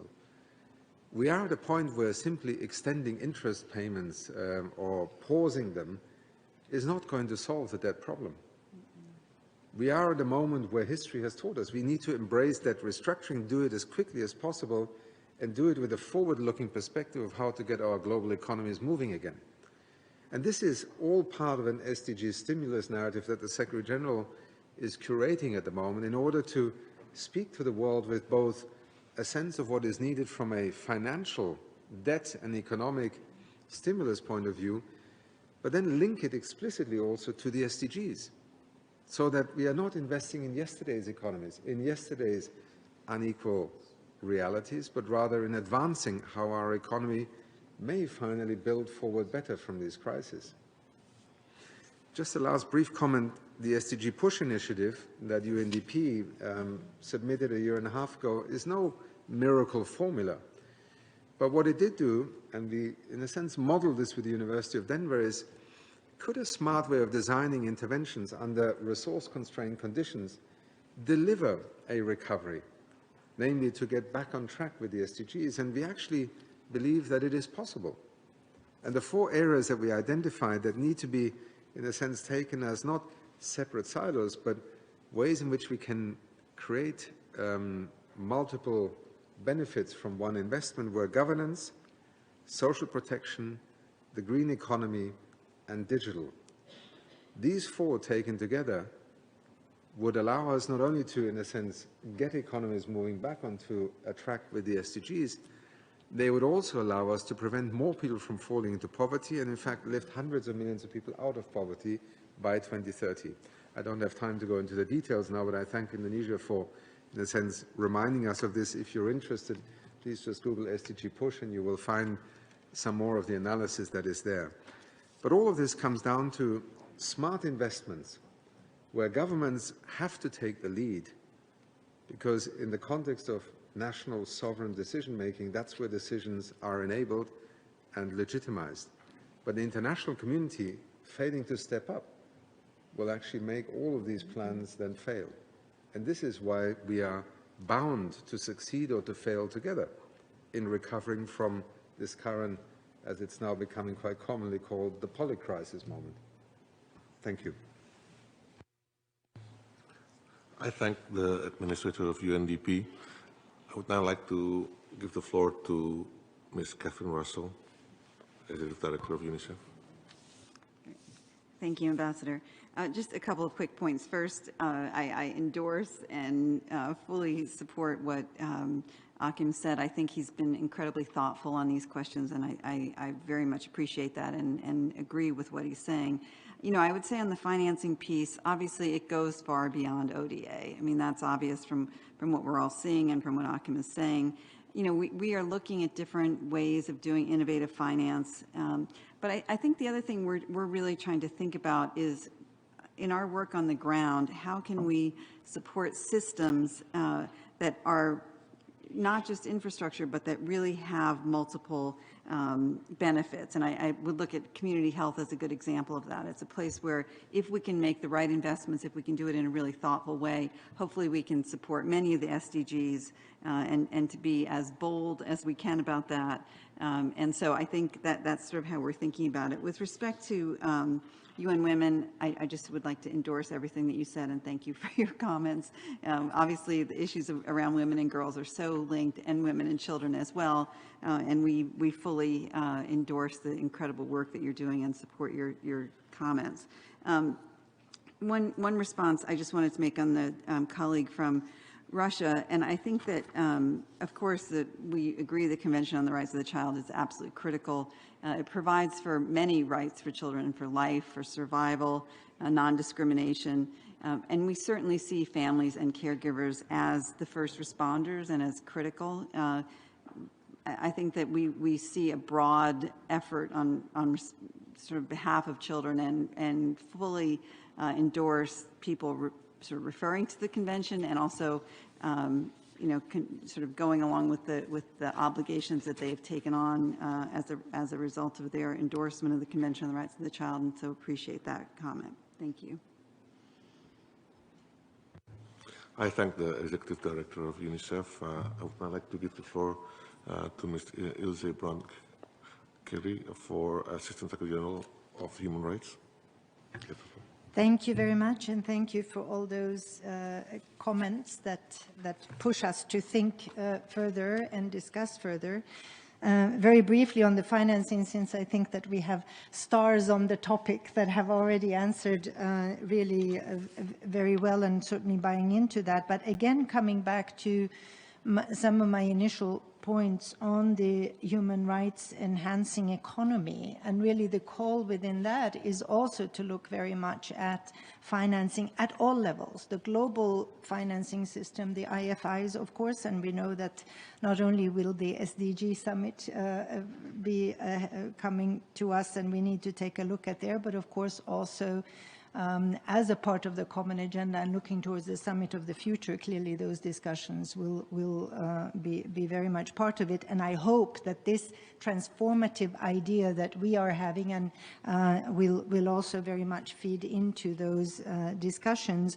I think it's a matter of breaking the silos as well, so that we don't start looking at financing and, well, this is business for economists, so this is business even in terms of our disciplinary, the disciplines that we approach. And this is, I think, the innovative part of what we are approaching also from the human rights. It's not human rights people coming in saying, all of you remember that human rights have to be part of it. We're working hand in hand in an innovative way with economists, with very recognized economists on these concepts to see how we can make it work. So I certainly think that is something we will hope to work with all of you forwards for that to be taken on board. I wanted to also mention that the High Commissioner recently was saying that the future of human rights will be really in part decided in ministries of finance. And of course, I think we can all understand what that means, but it also means we need to come together on the human rights perspective, the gender perspective, understand how it is relevant in practice, both in looking at the gaps and the challenges, and therefore also in looking at the solutions. And for that, I would like to come back to just two very quick points from what was mentioned in the comments. One is, again, on the protection, the norms and the rights. Certainly the Convention on Rights of the Child, obviously essential, and certainly we all agree on that. We also have, in particular, of course, the International Covenant for Economic, Social and Cultural Rights and the role of the committee of that covenant. You know that that is an ECOSOC subsidiary body and therefore of particular relevance and interest, I would hope, to this body. And that committee has a lot of data, a lot of analysis that is very relevant to all of these issues that we're addressing and hopefully will be taken on board in the discussions.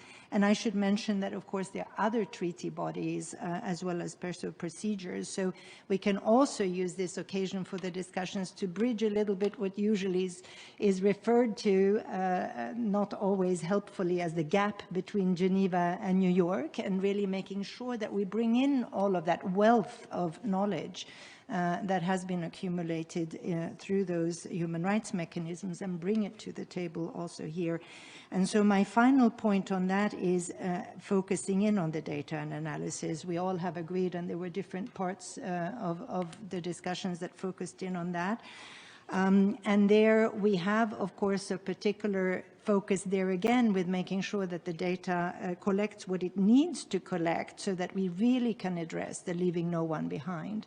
And that means a human rights-based approach to the leaving no one behind, knowing that we can identify who are the most left behind and shouldn't be. And we need the data, we need the disaggregated data, and of course it needs to be collected in a way that has this human rights approach to it. And certainly we have the guidance on it that also we are happy to share.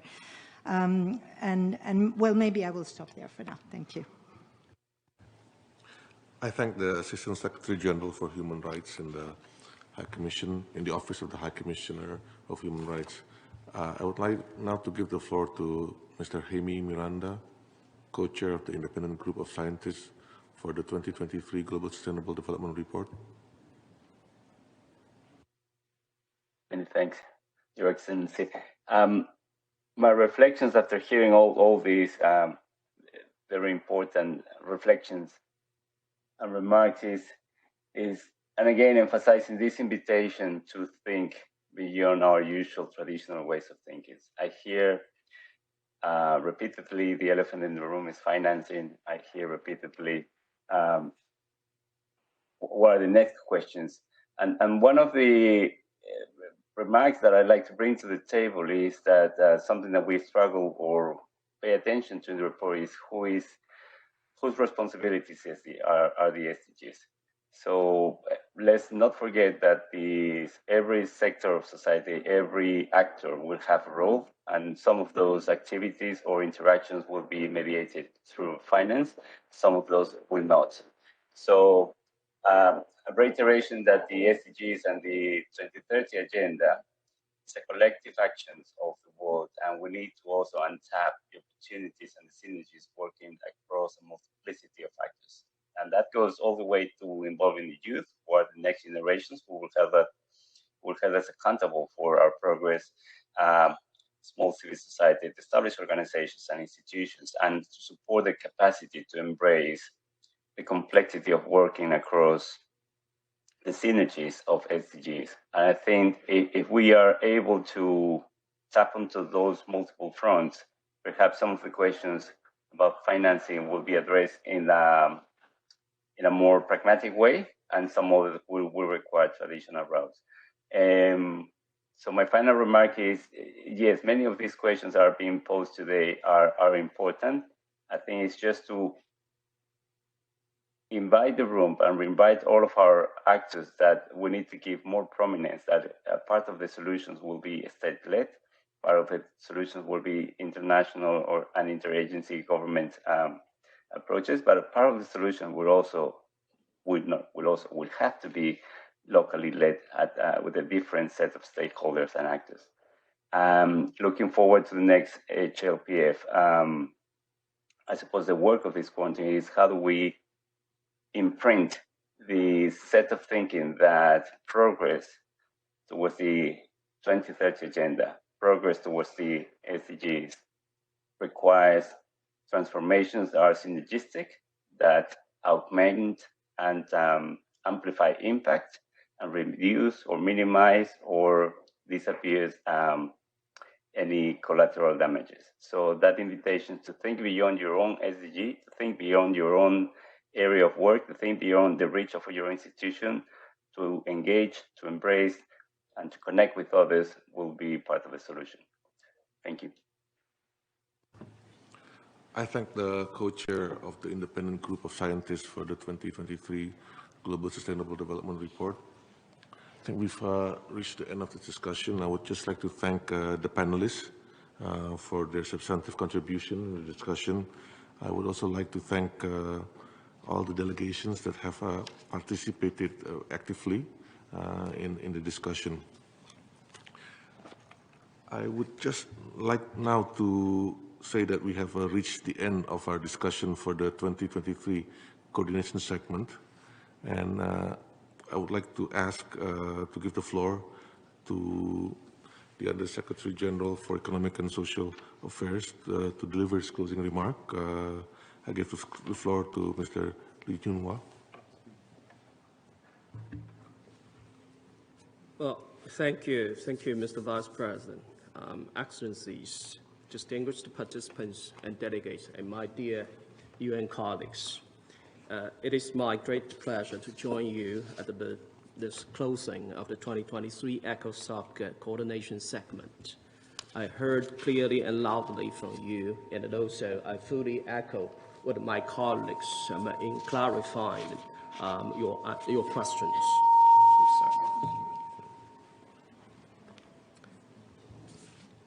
As we get ready for the SDG Summit in coming September, our priority is to support the member states' efforts and mobilize all stakeholders to get. Sorry about that. It's high technology. So let me start again. As we get ready for the SDG Summit in coming September, our priority is to support member states' efforts to mobilize all stakeholders to get order back on track to achieving the SDGs and the 2030 agenda, and emerging from the multiple and the intersecting crises that we are facing today. I applaud the attention given to these global priorities during this segment. Over the last 2 days, the ECOSOC functional commissions and expert bodies, UN regional commissions, and the entities of the UN development system demonstrated their commitment to the 2030 Agenda for Sustainable Development and SDGs. They shared transformative policies and actions that can be instrumental for recovery from the pandemic, responding to other crises, and accelerating implementation of the 2030 Agenda. At the same time, delegations identified areas where they would like the UN system and ECOSOC subsidiary bodies to deepen their analytical policy work, such as financing for the SDGs, gender equality, climate change, and the solidarity economy. Recommendations have also been emerging on where the UN system could work more closely together, building the interrelation across the SDGs to multiply the impact of the expertise of each and every agency. As a system, we need to leverage the upcoming opportunities to harness synergies, mobilize actors, and advance the 2030 Agenda. The UN Water Conference in March is a chance to generate concrete action and commitments to advance the global water agenda and advance the SDG 6 on clean water and sanitation. This will have positive spillovers on the other interlinked SDGs. The midterm review of the Sendai framework will also explore how to better address the systemic nature of risk, helping to advance risk-informed SDG implementations and an inclusive and resilient recovery from the pandemic. These events, along with the July HLPF, will pave the ground for the kind of SDG summit that we want. A summit of action and implementation, a summit of transformation, a summit that has an impact on people's lives. Likewise, the high-level dialogue on financing for development during the 78th session of the General Assembly must reinvigorate our ambition to close the financing gaps and create the physical space needed to achieve the SDG 2030. Through the integrated national financing framework facilities, the UN system continues to support countries in their national development integrated strategy to align their strategy policies with the sustainable development strategies of the United Nations, from tax to investment to development cooperation.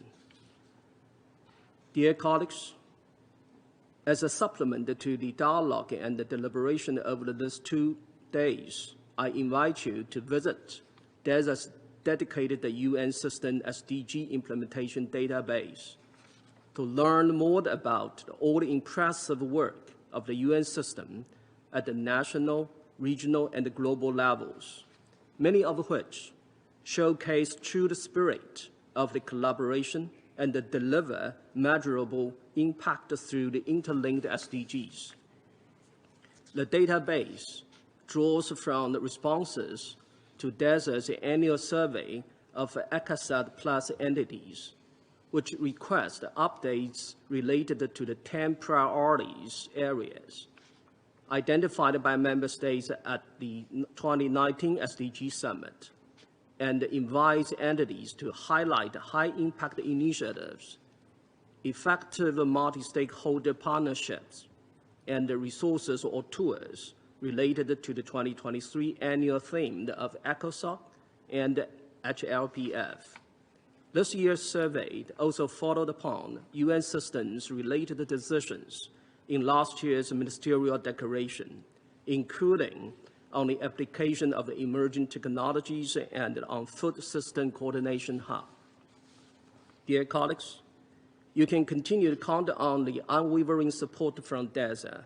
We will make every effort to bring together the ECOSOC system for coherent and coordinated support to member states to recover from the pandemic and to accelerate the implementation of the 2030 Agenda and Sustainable Development Goals. I thank you. I thank the Undersecretary General for Economic and Social Affairs. I would like now to just make my closing statement. Undersecretary General, Excellencies, distinguished participants and colleagues, I would like to extend my sincere gratitude to everyone who has taken part in this year's coordination segment of the ECOSOC. We had a very fruitful and effective discussion over the last few days. We covered a wide range of issues pertinent for accelerated recovery and implementation of the 2030 Agenda. Your contributions have enriched our discussions. We have identified transformative policies and initiatives that can give a boost to the implementation of the 2030 Agenda. Distinguished delegates, I opened the segment yesterday by emphasizing that this year SDG Summit in September will be a judgment day on our commitment to the development and SDGs. The presentations and the discussions in the last 2 days had only accentuated this. While we face an uphill battle, nevertheless, I also stressed yesterday for the UN and member states to remain optimistic.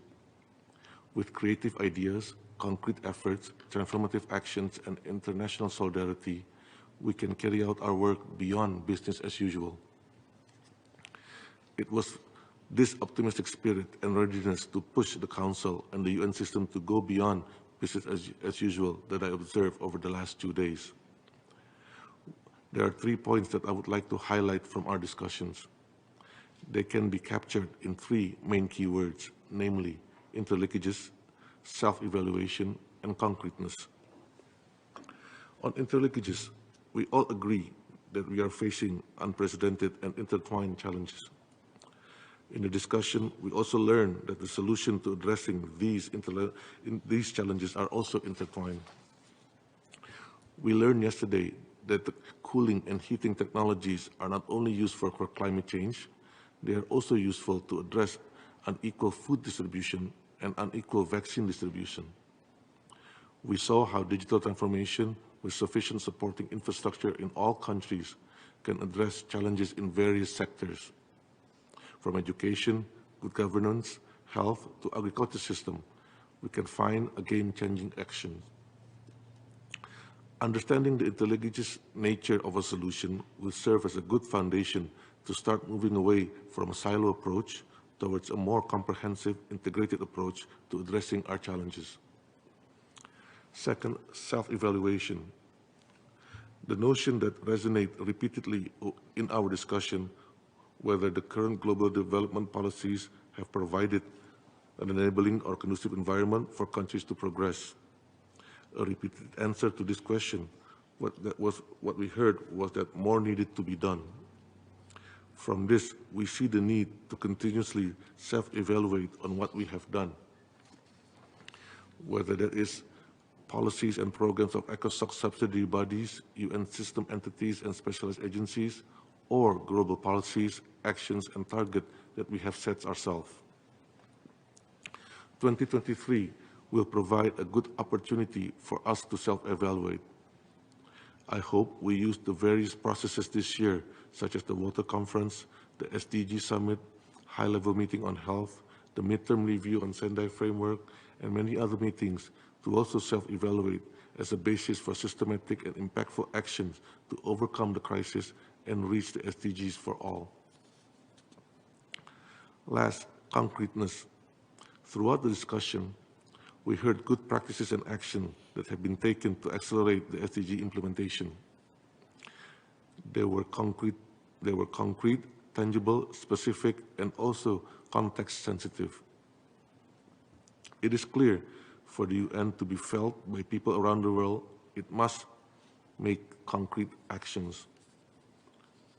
Our goal, therefore, must translate the various agreements, actions, plans, goals into concrete programs and projects, ensuring adequate funding and the effective and efficient role of ECOSOC subsidiary bodies, UN systems, entities, and specialist agencies are therefore key. Distinguished delegates, as mandated by the GA resolution on strengthening the ECOSOC, a non-negotiated factual summary will be prepared by the President of the ECOSOC in consultation with the Bureau of the Council. The summary will reflect the discussion and the strategic proposal made during the coordination segment along with the ECOSOC Partnership Forum. This year, we will also be incorporating an annex in the report which lists good practices and transformative policies and programs and projects by ECOSOC subsidiary bodies, UN system entities, and specialized agencies in advancing the 2030 Agenda. It is my hope that we all can use this reference to advancing the 2030 Agenda at national and regional level, but also contribute to the SDG Summit as well as other major events and processes. The upcoming high-level events and processes will be key to focus on key interlinkages amongst the SDGs to give a boost to their progress. We must continue to be guided by the principle of the 2030 Agenda for Sustainable Development as we engage in other key processes, such as the UN Water Conference, the midterm review of the Sendai Framework for Disaster Risk Reduction, LDC 5, to ensure no one is left behind. We also heard about the critical role of financing in realizing the SDGs, as well as the Secretary General's call for the SDG stimulus plan. We must continue our discussion on key issues around financing, including proposals related to the international financial architecture at the upcoming ECOSOC Forum on Financing for Development follow-up and the high-level dialogue on financing for development in September. I would like to take this opportunity to remind you that in Resolution 75/290A, the General Assembly also mandated discussion to integrate key messages from ECOSOC subsidiary bodies and the UN system on the Council's main theme, develop action-oriented recommendation for follow-up and feed into the HLPF to take place during the ECOSOC management segment in June. That would be an opportunity to build the outcome of the coordinated segment. I truly believe that our discussion and our recommendations over the last 2 days will make an important contribution to the preparation of the SDG Summit. Before I conclude, I would like to take this opportunity to thank DESA and the DGICM for the strong support throughout the preparation and during the coordination segment. My appreciation also goes to the interpreters, and I thank you.